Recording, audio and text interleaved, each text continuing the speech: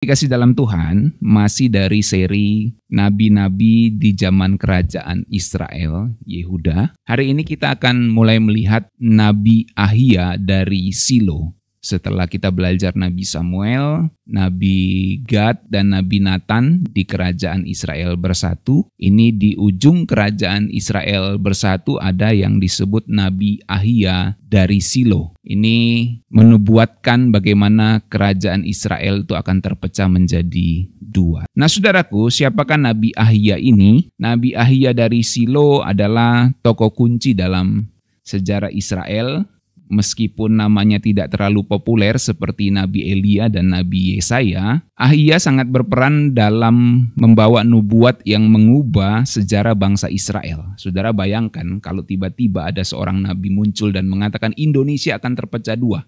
Nah, kurang lebih kira-kira seperti itu si Nabi Ahiya ini. Dia muncul dan ngomong Israel akan terpecah menjadi dua. Itulah Nabi Ahiya. Terutama perpecahan itu akan terjadi di mana Israel Utara dan Yehuda akan menjadi dua kerajaan yang berbeda. Dari sini kita akan melihat bagaimana Nabi Ahiya dari Silo ini membawa pelajaran suara Tuhan di dalam perpecahan. Ada suara Tuhan di dalam perpecahan Israel itu, saudaraku. Ahiya berasal dari Silo, sehingga disebut Ahiya dari Silo, sebuah kota penting dalam sejarah Israel karena tabut perjanjian pernah ditempatkan di sana. Kalau saudara baca kisah perjanjian lama, tabut Tuhan pernah ditempatkan di Silo. Ya. Nah, Ahiya itu berasal dari situ. Ahiya adalah seorang nabi yang dipakai Tuhan untuk menyampaikan rencana besarnya Tuhan kepada Raja Salomo dan penggantinya. Dalam hal ini nanti Yorebeam, saudaraku ya. Kalau kita baca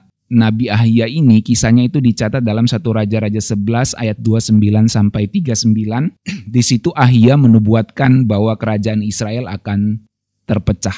Lalu di 1 Raja-Raja pasal 14 ayat 1 sampai 18, di situ Ahiya menegur Yorebeam karena dosanya. Yorebeam 1 dalam hal ini. Lalu 2 Tawarik 9 ayat 29, Ahiya disebut sebagai penulis dari riwayat Salomo. Jadi riwayat Salomo itu ditulis oleh Nabi Ahiya ini, saudaraku ya. Dari Nabi Ahiya kita belajar bahwa Tuhan bisa memakai orang yang tidak terduga, saudaraku. Dalam 1 Raja-Raja 11 ayat 29 sampai 31, intinya di situ dikatakan, kemudian Ahiya dari Silo mendapat pesan Tuhan dan menemui Yorebeam. Saudaraku, Ahiya bukanlah nabi dari istana. Kalau kita lihat Nabi Gad, Nabi Nathan, itu bisa dikatakan nabi istana, nabi privatnya Raja Daud dan Salomo, saudaraku ya. Jadi Ahiya ini bukan nabi istana, saudaraku. Sehingga tidak terduga Tuhan memakai seorang dari luar istana, dari luar lingkaran kekuasaan untuk berbicara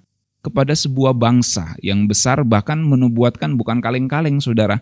Perpecahan di dalam bangsa itu akan terjadi. Jadi dia bukan dari kalangan elit Nabi Ahiya ini, saudaraku ya. Dia orang biasa dari Silo yang kemudian dipakai Tuhan untuk menubuatkan sesuatu yang besar yang menjadi perubahan dalam sejarah kerajaan Israel. Tapi Tuhan memilih Ahiya untuk menyampaikan rencana besarnya. Kerajaan Israel akan terpecah menjadi dua. Ahiya bertemu dengan Yorebeam, seorang pegawai Salomo saat itu, dan ia mengoyakkan jubahnya menjadi 12 bagian sebagai simbol bahwa Tuhan akan memberi 10 suku kepada Yorebeam. Saudara ingat kisahnya waktu saya membahas Raja Yorebeam, itu di situ Nabi Ahiya muncul, dia merobek jubahnya menjadi 12 bagian. Dan 10 bagian dia kasih ke Yorebeam, saudaraku. Dan 2 suku tetap untuk keturunan Daud, atau dalam hal ini Yehuda dan Benyamin. Jadi kalau saudara lihat kerajaan Yehuda itu terdiri dari suku Yehuda dan Benyamin, sementara kerajaan Israel Utara itu yang dipimpin oleh Yorebeam nantinya itu mendapat 10 suku, saudaraku ya. Termasuk Lewi, tapi Lewi kemudian bersikap lebih netral dan kemudian juga tetap ada di Yehuda untuk mengatur penyembahan di bait suci, saudaraku. Jadi dari sini kita belajar Tuhan bisa memilih siapa saja untuk menyampaikan firman-Nya. Bahkan orang yang bukan dari istana, saudaraku. Kita bisa dipakai Tuhan, siapapun kita. Walaupun kita bukan dari kalangan elit, bukan dari keturunan yang kaya mungkin, bahkan bukan dari keturunan imam dan lain-lain saudaraku ya. Tuhan bisa pakai siapa saja untuk menyampaikan firman-Nya. Oleh sebab itu jangan meremehkan panggilan Tuhan di dalam hidup kita. Sebab Tuhan bisa pakai kehidupan kita untuk menjadi penyampai firman-Nya saudaraku. Karena Tuhan itu punya rencana yang besar pada setiap orang. Kadang pesan Tuhan itu terasa berat tetapi tetap harus disampaikan dengan setia. Saudara bayangkan ya, orang yang tidak diperhitungkan oleh kalangan elit istana tiba-tiba muncul menubuatkan istana atau dalam hal ini kerajaan Israel akan terpecah menjadi dua. Saudara bayangkan itu, tiba-tiba ada seorang dari kampung datang menubuatkan bahwa Indonesia akan terpecah. Maybe misalnya kayak gitu. Saya pakai Indonesia karena lebih relevan dengan kita ya. Tentu kita tidak berharap itu.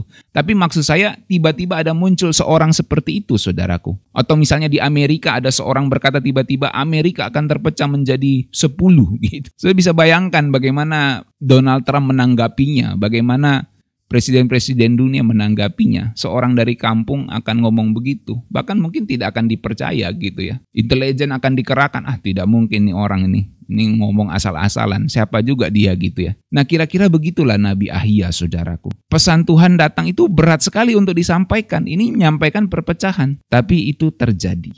Jadi Tuhan bisa pakai siapa saja. Bahkan yang bukan siapa-siapa. Yang bukan dipandang oleh orang lain sebagai orang yang dapat menubuatkan pesan Tuhan. Kemudian saudara, kita belajar juga dari kisah hidup Nabi Ahia ini bagaimana pelayanannya. Kita belajar bahwa perpecahan bisa terjadi akibat ketidaksetiaan. Salomo sebagai raja terakhir dari Israel bersatu, itu tidak setia kepada Tuhan, saudaraku. Dan karena itulah kemudian perpecahan akan terjadi setelah dia wafat, saudaraku, di mana ada Yerobeam dan Rehabeam, saudaraku ya. Dalam 1 Raja 11 ayat 33 dikatakan sebab mereka meninggalkan aku dan sujud menyembah Asitoret, Kamos dan Milkom. Jadi Tuhan ngomong begitu, saudaraku. Kenapa perpecahan Israel itu harus terjadi menjadi Israel Utara dan Yehuda? Karena bangsa Israel menyembah Asitoret, menyembah Kamos dan Milkom. Artinya dewa-dewa yang menjadi dewa-dewa orang-orang Kanaan saat itu. Bukan dewanya atau bukan Tuhannya Israel, Yahweh Elohim. Ahia menubuatkan perpecahan karena Salomo dan bangsa Israel tidak setia kepada Tuhan. Mereka mulai menyembah berhala, mengikuti dewa-dewa asing, dan melupakan perjanjian dengan Tuhan, Allah Israel, saudaraku. Dari sini kita mengerti bahwa keberhasilan tanpa kesetiaan kepada Tuhan adalah awal kehancuran. Kalau saudara kelihatan berhasil tanpa kesetiaan kepada Tuhan, yakinlah bahwa keberhasilan saudara tanpa kesetiaan kepada Tuhan itu adalah awal kehancuran saudara. Karena semakin kita tinggi tanpa Tuhan, semakin akan kita jatuh lebih keras, saudaraku. Dan sejarah sudah membuktikan itu. Jadi jika pemimpin tidak setia kepada Tuhan, dampaknya bisa akan meluas ke seluruh bangsa. Itu sebabnya penting untuk seorang pemimpin itu hidup saleh dan benar di hadapan Tuhan. Tuhan memberi kesempatan setiap orang untuk bertobat, saudaraku. Tetapi kalau tetap keras kepala, hukuman Tuhan pasti tetap akan dilaksanakan karena Tuhan itu adil. Jadi itu sebabnya kita harus bertobat, saudaraku. Kalau hati kita jauh dari Tuhan, maka semua pencapaian kita itu nggak ada artinya. Percayalah itu, saudaraku. Kita bisa punya gaji besar, punya jabatan, punya kedudukan, punya pangkat, punya segala sesuatu yang bahkan mungkin kita sudah impikan. Tapi kalau kita meraihnya tanpa Tuhan, hati kita jauh dari Tuhan, itu hanyalah awal kehancuran.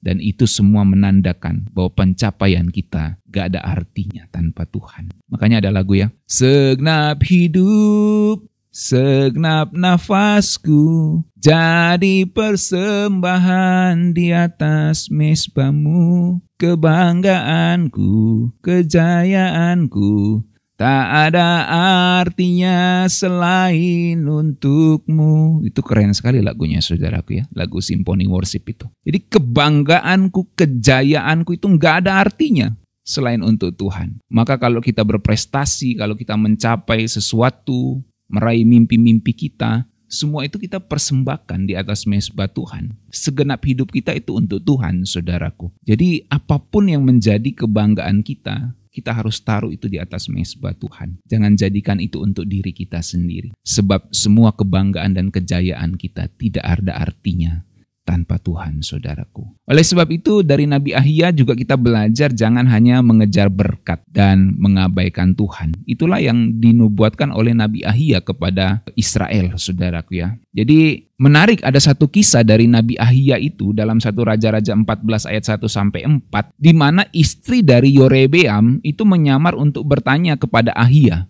Jadi kalau saudara baca kisahnya itu menarik ya. Jadi ketika anak Yorebeam sakit, saudaraku, ia mengutus istrinya dan menyamar dan mencari Ahia. Jadi Yorebeam utus istrinya, kamu nyamar ya. Menarik itu kisahnya ya. Kamu nyamar. Jadi istrinya ini jadi intel gitu saudara ya. Suruh nyamar mencari Ahia untuk mendapat petunjuk dari Tuhan. Jadi Yorebeam ini mungkin ngelihat ya, saya pernah dinubuatkan ya bahwa memimpin 10 suku, 10 robekan jubah diberikan kepada saya. Nah sekarang ketika anaknya sakit, dia suruh istrinya, kamu nyamar, jadi intel dulu gitu.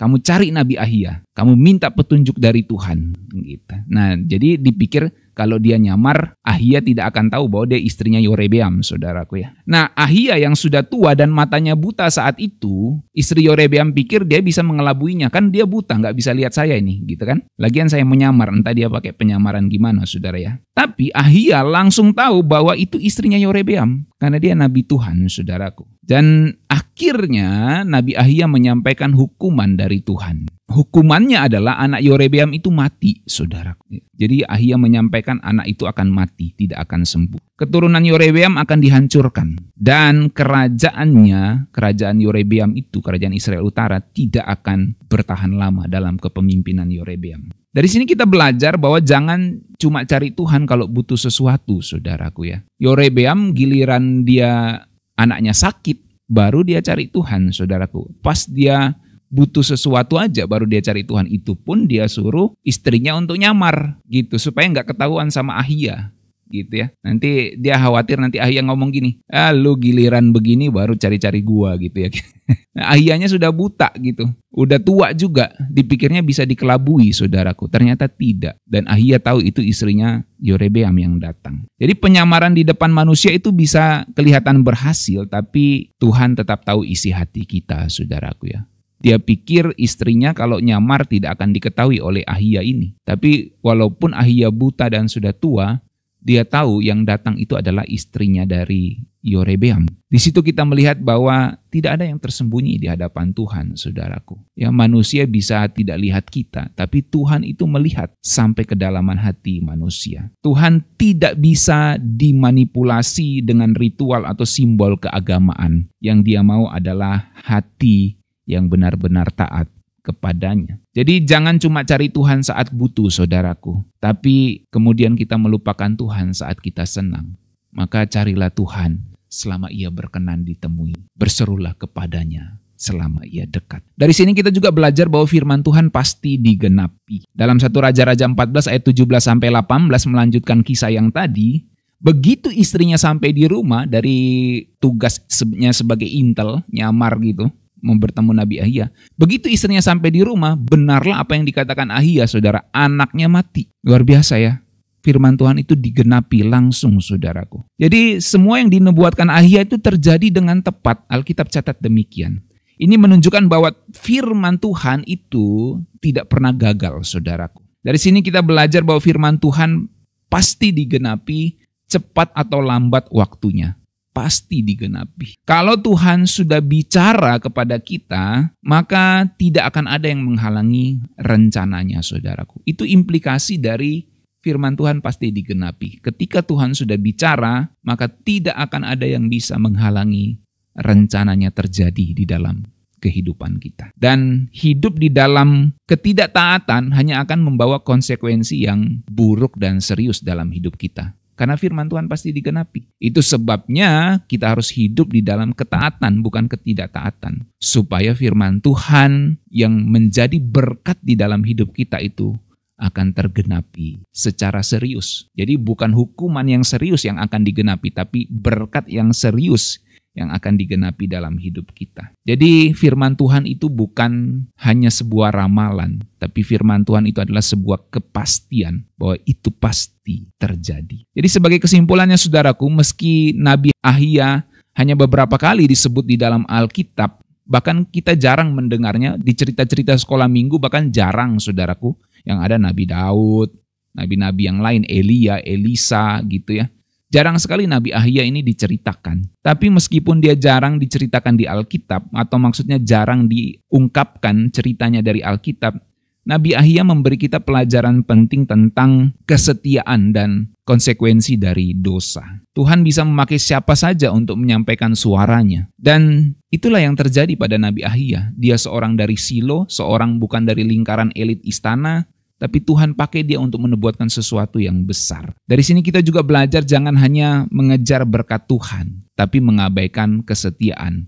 Bagaimana Tuhan berbicara melalui Ahia kepada Yerobeam. Dari situ kita lihat bahwa kita nggak boleh hanya cari berkat Tuhan. Kita mesti mencari hidup yang setia kepada Tuhan. Dan kesombongan, ketidaksetiaan itu pasti akan membawa kehancuran dalam hidup kita. Ahia menubuatkan bagaimana kesombongan Yerobeam mendatangkan kehancuran dalam hidupnya. Dan dari sini kita juga melihat firman Tuhan pasti digenapi cepat atau lambat, saudaraku. Itu sebabnya mari kita percaya kepada firman Tuhan. Karena firman Tuhan pasti digenapi. Inilah kisah dari Nabi Ahia, saudaraku.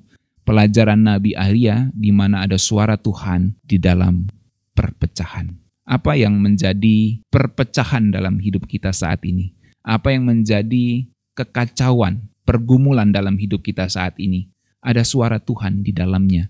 Entah melalui siapa saja, melalui firman Tuhan yang kita baca, melalui berbagai peristiwa hidup, Tuhan sedang berbicara kepada kita. Bahkan mungkin dari orang-orang yang kita tidak pernah perhitungkan. Dari peristiwa-peristiwa yang kita tidak pernah perhitungkan, Tuhan sedang berbicara melalui itu semua, saudaraku. Mari belajar mendengar suara Tuhan dan hidup di dalam kesetiaan kepada Tuhan. Mari kita berdoa.